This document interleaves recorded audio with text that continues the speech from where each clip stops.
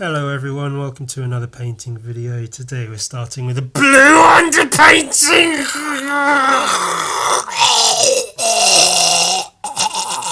Normally I'd use red. I'd use dark red shit like that. I'd splash dark red shit everywhere. But not today! Today I'm using blue. Why? Because Lobo's blue-ish. He wears blue clothes. And like he's got metal on him. And quite often metal can have like blue sort of tones to it, and his skin is white, sort of whitish grey kind of, and that sort of works with like a blue, like undertone, blue undertones under the sort of grey, white of his skin, kind of, and it just so the blue will like bleed through the. He's quite a blue character in colour, isn't he? So it makes sense to have like blue coming through the paint to show and then if I leave gaps, there's little blue gaps which sort of add to the overall blueness of it all, doesn't it? That's how it's all it works, it's fine. But then red for the other bits, and it looks like a mess, doesn't it? Oh, look at that blue, some red, purple where it kind of mixes together a bit. What a bloody mess. I hope it looks good by the end. Probably it will. It might.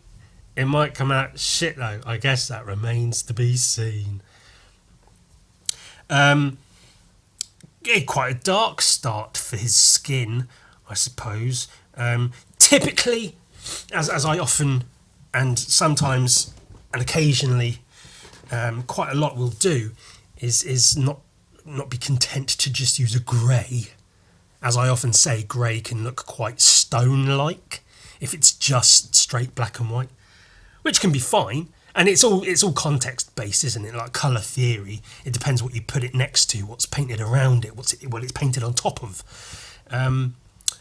But typically, I don't like to use grey for a lot of things. So this is there's some black in there, a bunch of white. Largely the thing giving it the tone is the raw umber, which is one of my favourite colours to use to add to other colours, just to pull it down, pulls down the saturation, gives it a bit more of an earthiness to it. So it's raw umber, bit of black, mostly white, and then it makes this kind of grey, but not quite grey, but a bit grey kind of colour that I'm using for Lobo's skin. A bunch of just, his face, a bunch of creases in the brow, because he's got a furrowed brow, because he's quite an angry man, so a bunch of creases in there. His muscles, look up muscles on the arm, and I've done them somewhat accurately, possibly. The tendons in his neck, I know there's a couple in there, and I just made up the rest. Just put lines in there, and it sort of looks more or less all right, doesn't it? His far arm, the arm on the far right of the page, his left arm, I suppose.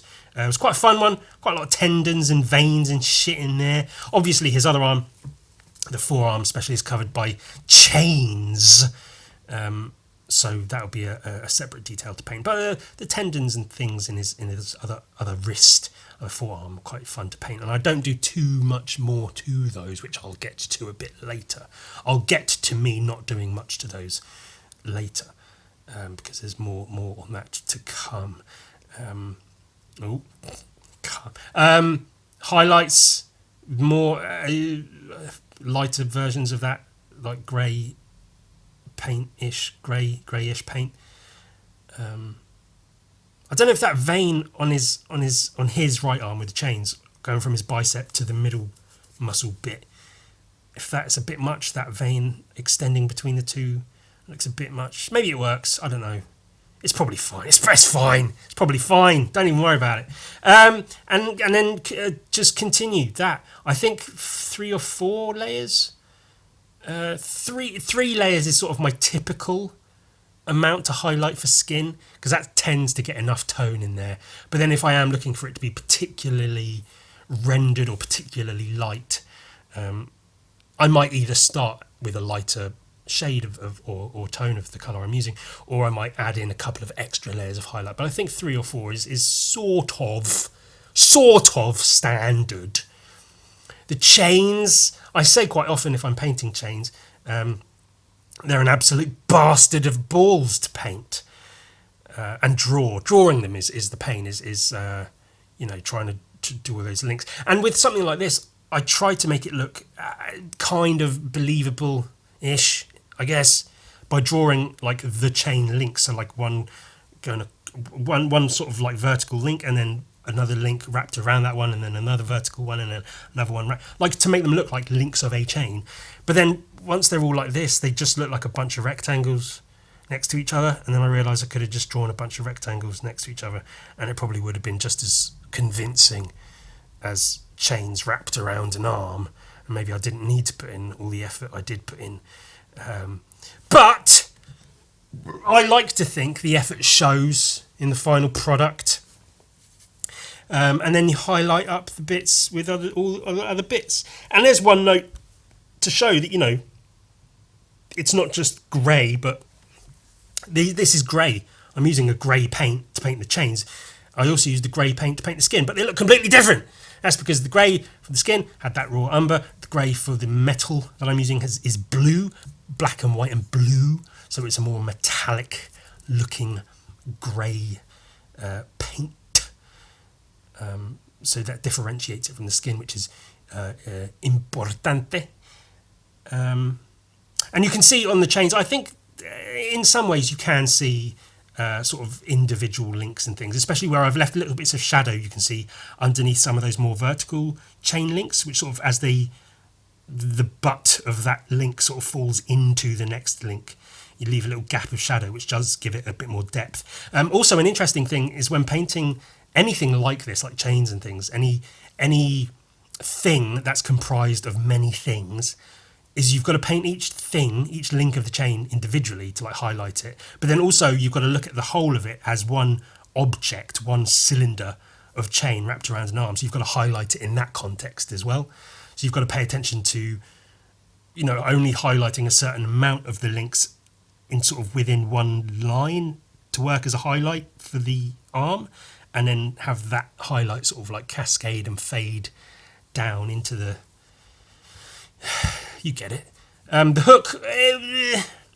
The hook's all right. I could have put a bit more time into sort of the shape and rendering of the hook. I think, again, it looks better by the end when I add some more sort of layers of highlights and things to it. I did leave gaps of like the purple mess and the blue mess underneath, because I think, it's sort of, it works as a shadow, as a coloured shadow. It's quite nice rather than just like a black shadow or whatever on the hook there.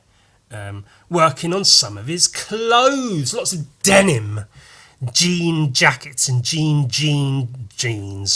trousers, using blue for that.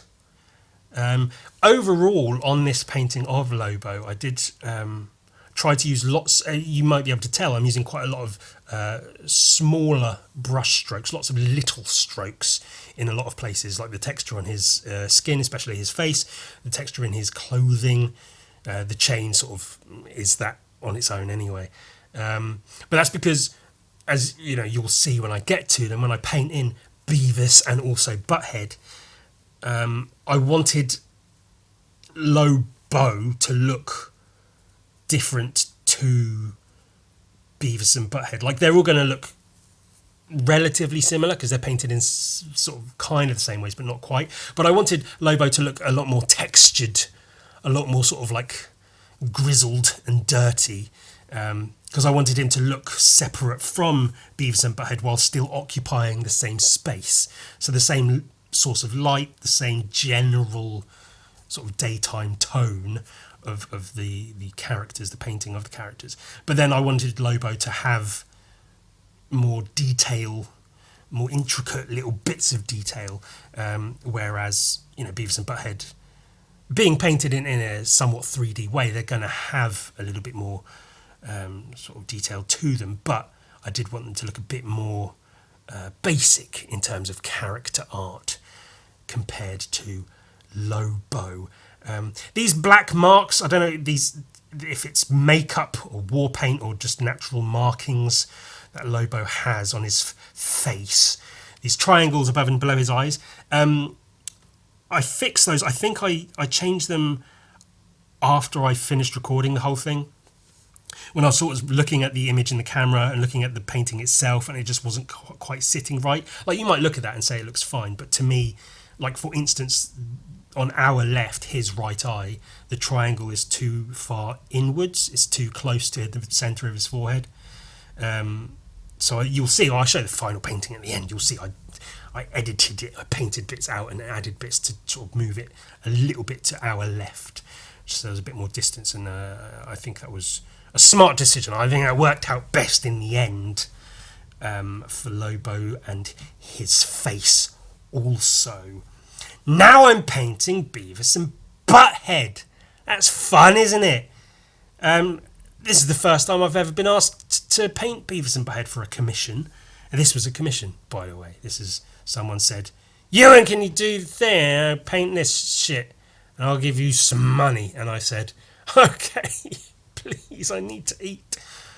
And then so I did. But I'm also glad to, because I like Lobo. I like drawing and painting Lobo. I did a whole thing on it, podcast episodes. Go look at them. And not even that, actually. I painted him quite a lot. Straight up copied Simon Bisley's artwork, because I have no imagination of my own. So it was fun. I like all the... I should edit this bit and make it sound like I know what I'm talking about, but fuck doing another take. I also like Beavis and Butthead, and so it was a pleasure to draw and paint them. I like them, I like the characters, I like the shapes. It's also almost a little challenge, because in the cartoon of Beavis and Butthead, you only really see the characters from one or two angles, like front on or side profile. So they're fairly iconic from those, like mainly the one angle of Butthead front on, and then Beavis more or less front on, but slightly 3/4, just so that it shows the shape of his nose and jaw and stuff. So it was an interesting, almost challenge to paint them at a different angle as 3D forms. And I know there are things out there of like 3D renderings or sculptures, or probably now AI and all that shit, of like, oh, what if Beavis and Butthead looked real? Would they look like this? And I could have looked those up, but that's pointless. So this was from my head, the idea of them as 3D guys in my head and what that might look like. And so I tried to I made an attempt to make an idea of what that might look like, to represent them as more 3D people in a 3D environment, in 3D space. Man, putting texture in their hair and shit. That's probably the most textured part of them, of these characters in this painting, is the hair. I did want to get that right, because I think that's the sort of thing that, like, if you fuck it up, it can look really silly and ruin the whole thing. So I did put a little bit of care into the hair. Although remarkably, it starting with Butthead's hair and his big brown, almost mohawk, almost pompadour. I'm not quite sure what it is. As soon as I started adding the texture into his hair, I was like, oh, this is actually going quite well and is easier than I thought. So I was quite safe on that. Texture in the clothes as well. It was important to me not to just paint like a blue block shape of a t-shirt and grey in this case. Oh, and you can also see on Lobo, I painted his vest, his undershirt, his tank top grey, like straight black and white grey, and that again contrast between his skin and the metal on his chains. And so as usual, I'm not trying to like photorealistically represent the image of a t-shirt within my painting, but just trying to sort of approximate how shirts crease around the shoulder and the sleeve and hangs from the armpit. Just with those few lines, you can see quite well on Beavis's shirt. That's the blonde one on his blue shirt. There's just those few sort of only two tones of blue in those few creases, makes it look a lot more like a t-shirt instead of, you know, the outline or what we would consider the shape of a t-shirt. It's not hyper realistic, it's not referenced, it's probably not strictly accurate to what an actual t-shirt would look like on a person, but it gives a lot more of like it plants the idea in your head much more of a t-shirt than just whatever cartoon shit they normally have. The background, so when the person asked for this commission, they said they'd like a painting of Beavis and Butthead meeting Lobo, and I asked them if they meant like just hanging out with Lobo, or if they wanted Lobo blowing the Beavis and Butthead to pieces, because that would be quite cool. And he came back and said, oh no, he'd quite like them to be sort of trying to hang out with Lobo as if they would with Todd in the cartoons. And I have seen all of Beavis and Butthead, but many years ago, so I can't really use it as reference from my imagination or my memory. So I did go on YouTube and look up Beavis Butthead Todd just to see if they had any examples I could steal from. And the first result was them outside of like the convenience store, trying to hang out with Todd and getting beaten up accordingly. And so I just figured that'll do, that's fine as a setting for this piece. So I just tried to paint in very, very basically like a window with posters in it on a building that is probably a convenience store, just as a basic setting, as a background. Evidently this is Lobo in their world. Lobo has somehow appeared in the world of Mike Judge's Beavis and Butthead. Is that the guy's name? Mike Judge? Beavis and Butthead, King of the Hill. Office Space, I think he was responsible for that as well.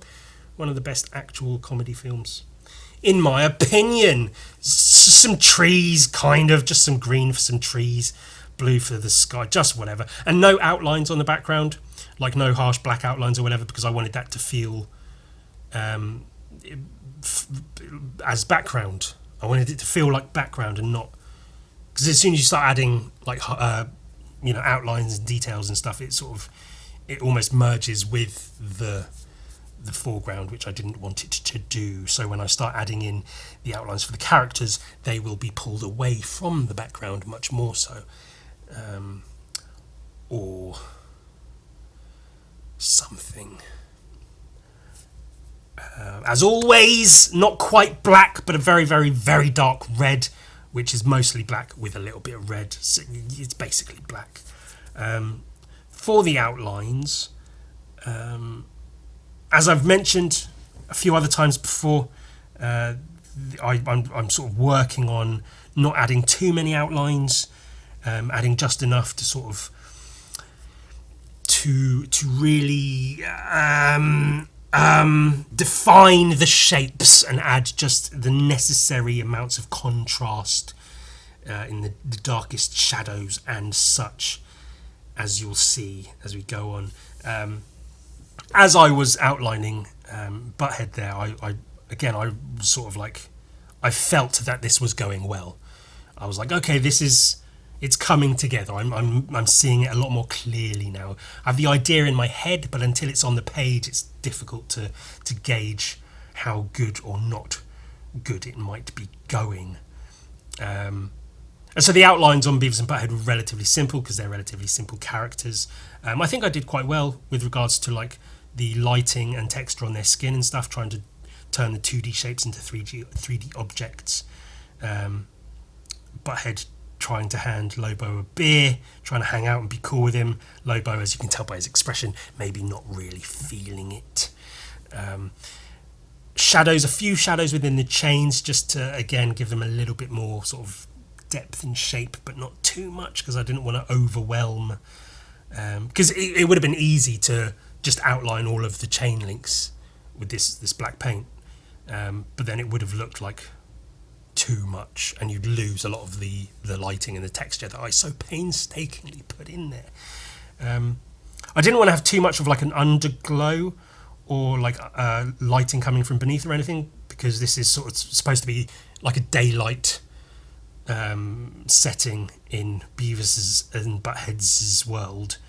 But the chains being metal and reflective, I thought I'd give a little bit of an underglow.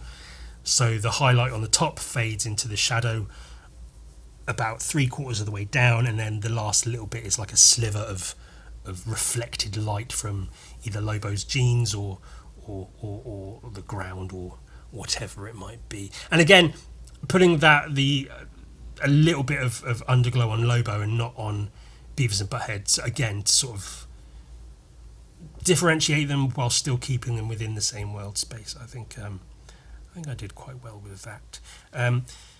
Again, with the outlines, like just the deep shadows, you can see like the between his sort of where his neck and the collar of his jacket meet, his tit muscle, where the jacket sort of just comes away from it and leaves a little bit of a shadow. It's just those the corners, just where his bicep meets his whatever the shoulder bit is called. Just a little shadows. And then, as mentioned, it's similarly to the chain, not adding in the details on his other arm, on his left arm, with all the veins and tendons and things, because that would really just, I think, overpower the detail, and it would look a bit messy if I started putting loads of black lines and shadows and things in there. On his jeans, I wanted to give the detail of the creases around the crotch, because those are fun to draw and paint anyway. It's also sort of like, it's part of the detail of Lobo and his character, isn't it? But I didn't want to overwhelm his jeans with rendering and such, so they stay more or less like that. There'll be a little bit more highlight coming on those. This is painted on a piece of paper. It's just thick-ish paper from a thick-ish paper sketchbook. The sketchbook itself says it's like multimedia. It's meant for like paint and shit. So it's just thick paper. I don't use anything specific, any like branded paper or Bristol board or watercolour paper or whatever. Just whatever thick shit. And I try to only use paint that's necessary for the piece. I try not to overwhelm the paper with loads and loads of layers that are going to be hidden away. The underpainting, you can argue, is kind of that, but it's not quite that.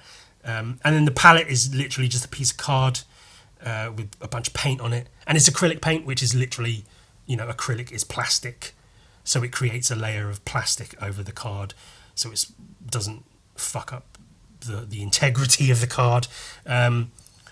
I keep my paints wet with water, and I squeeze out too much, and then I spit on it, and it stays as wet as I need it to. Final highlights: a little bit of white rim lighting on the far side of things, little dots and spangly, sparkly bits on the chains and things. Final touches, just the last little bits. They really do. The last little white highlights just add just the littlest bit of extra life to the piece as a whole. And that was a fun piece to paint. That was enjoyable. It took about 4 hours-ish total actual painting time, kind of, about that. Between 3 and 4 hours. Which is long for me, I think. This is quite a big one as well. It doesn't look huge, I know, but it's bigger than I normally paint. Maybe only marginally, but it's still bigger than I normally paint. But it was good. That was good. It looked good. You might be able to see in the final piece, I did alter Lobo's face just a touch. Just a couple of little bits here and there. For the most part, it was all right. And that's all I've got to say about that. Support me on Patreon, patreon.com/ewanagain. Go and support me on Patreon.